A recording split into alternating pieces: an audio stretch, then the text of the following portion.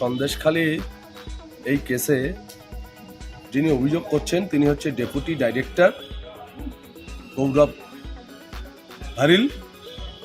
5/1/2024 তারিখে তারা শেখ শাহজাহানের বাড়িতে গেলে তাদের উপর চড়াও হয় শাহজাহান এবং তার লোকজন, এবং তাদের ডিউটিরত অবস্থায় তাদেরকে মারধর করে প্রচণ্ডভাবে। গিভিয়াস হাট 326 এবং পাবলিক সার্ভেন্ট হিসেবে তাদেরকে মারধর করা হলে যে সেকশন 333 ধারা মতে, এবং এছাড়াও পাবলিক প্রপার্টি ড্যামেজেস অ্যাক্টে কেস করা হয়েছে তাদের বিরুদ্ধে। এবং আজকে সেই জন্যে নেজাট থানার যিনি ভারপ্রাপ্ত আধিকারিক আছেন সুকমল সর্দার ও মেহবুর মোল্লাকে কোর্টে ফরওয়ার্ড করলে মাননীয় এসিজিএম আদালত তাদেরকে 3 দিন পিসি অ্যালাউ করেছে।